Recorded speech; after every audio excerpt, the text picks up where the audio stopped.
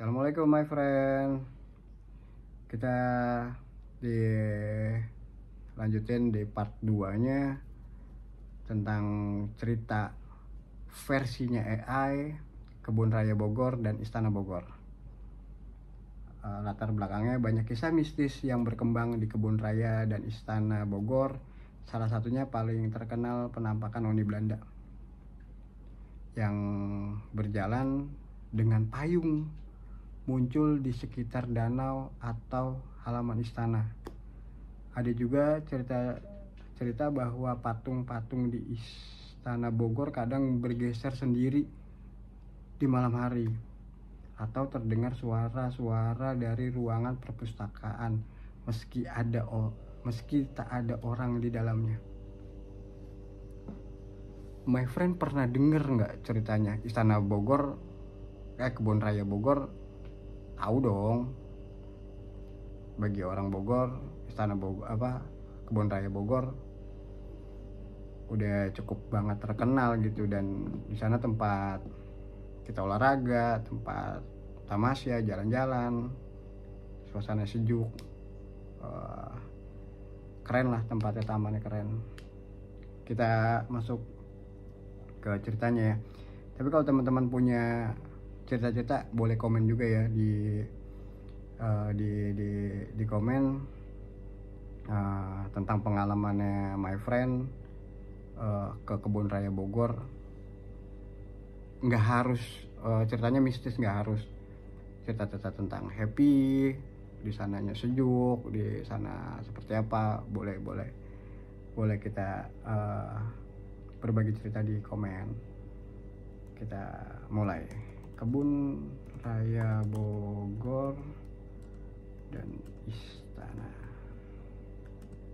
Bogor, cerita horor.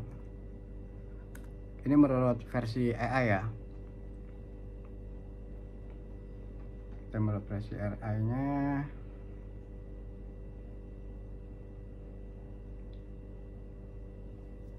pasti penampakannya tentang Noni Belanda berpayung. Kenapa dia harus pakai payung ya? Secara Bogor itu sejuk. Apa kalau siang panas ya? Sedangkan kan pohonnya rindang-rindang ya. Apa takut kena hujan kali? Lokasinya halaman Istana Bogor dan area sekitar Danau Kebun Raya. Serem memang. Danau Kebun Raya. Ya mungkin serem ya. Apalagi kalau udah menjelang sore gitu ya. Pasti serem sih.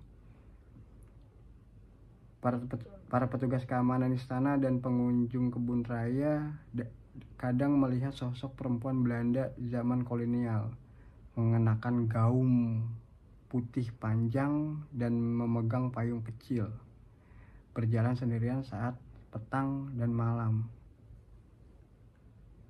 Malam-malam pakai payung. Mungkin hujan kali ya. Tapi serem sih.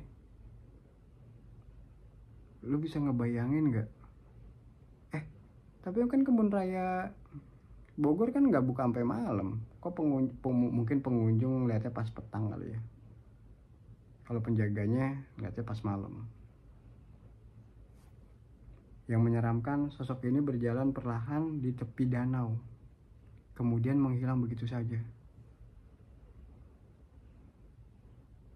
Bener gak ya? Teman-teman punya pengalaman ini gak? Atau teman-teman ada yang pernah melihat sendiri gak? Kalau ada yang komen ya teman-teman. Beberapa satpam pernah mengejar karena dikira orang nyasar. Masuk akal lah. Tapi saat mendekat, bayangannya menembus. Wih. Saat kita mendekat, bayangannya menembus pepohonan dan hilang gitu aja. Serem sih. Serem ini sih. Warga percaya ia adalah arwah seorang wanita Belanda yang meninggal tragis di masa penjajahan. Ia dikenal sebagai Noni tanpa nama. Kadang seorang juga mendengar suara tawa kecil dan nyanyian dari arah danau saat tak ada siapa-siapa. Kebayang gak sih lu? Lu lagi main di pinggir danau, dimana tempat kita lagi tamasya gitu. Kita lagi duduk-duduk, gelar karpet, gelar tikar, ada kopi, ada makanan. Terus lu dengar sesuatu yang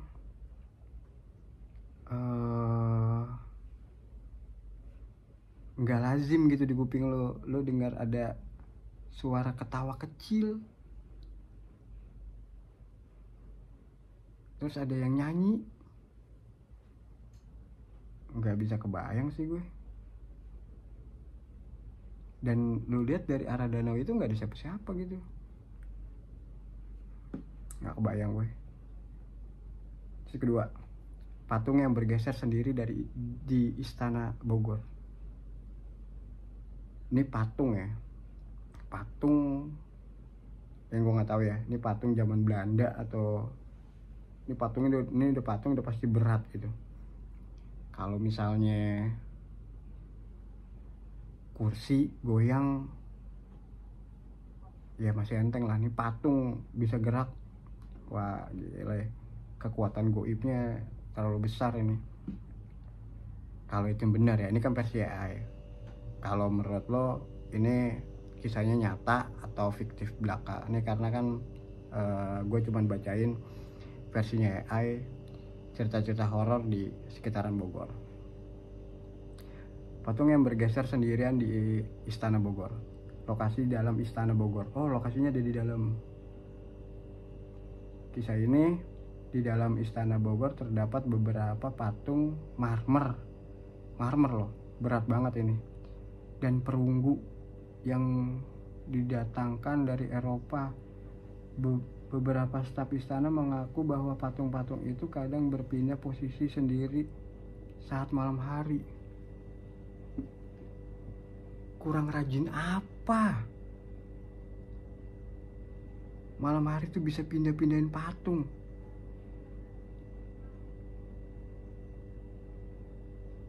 Keren sih. Tapi kalau gue jadi staf di sana gitu, terus gue malam-malam, gue ngeliat patung A misalnya,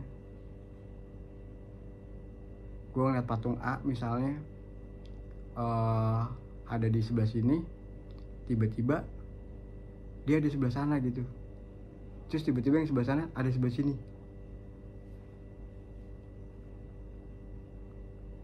Kira-kira kabur nggak? Kalau gue sih kabur langsung. Gue nggak mau jaga di situ. Gue merinding. Gue cabut lah. Ngapain gue? Cerita dari mantan staf Istana Bogor. Pagi-pagi posisi patung beda. Tangan yang tadinya di bawah jadi ke samping. Oh, bukannya pindah patungnya pindah, tapi anggota patungnya, bukan anggota patungnya, kayak tangan. Tadinya tangannya di bawah, tiba-tiba ada di samping. Pernah juga patung Dewi yang tadinya menghadap ke jendela, tahu-tahu menghadap ke belakang. Merinding gue. Tadinya madep ke jendela, tiba-tiba madep. Merinding gue nih. Gue jadi takut sendiri nih gue. Tiba-tiba dia madepnya ngebelakangin gitu patungnya.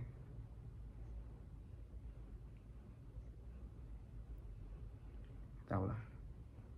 Awalnya dikira ulah manusia, tapi setelah pasang kamera pengawas, jadi pasang CCTV nih, tidak ada rekaman perpindahan sama sekali. Padahal patungnya sudah jelas berubah posisi. Oh, jadi kamera CCTV-nya ngerekam itu nggak ada pergerakan apa-apa, tapi secara dilihat dari mata itu patungnya pindah. Ini kamera nggak bisa nangkep loh. Kamera CCTV nggak bisa nangkep dia bergerak, tapi secara mata memang nggak lihat pergerakannya gitu ya, tapi itu udah bergerak pindah gitu. Beberapa orang menduga ada energi goib di sekitar bangunan tua itu. Ada juga yang percaya bahwa patung-patung itu dulunya bagian dari ritual atau benda berisi yang dibawa dari masa kolonial. Wow. Ya bisa kita bayangin lah gitu ya. Next, ketiga, suara misterius di ruang perpustakaan. Gue sih belum pernah ke Istana Bogor ya. Di sana ada ruang perpustakaan, lokasi perpustakaan Istana Bogor. Kisah.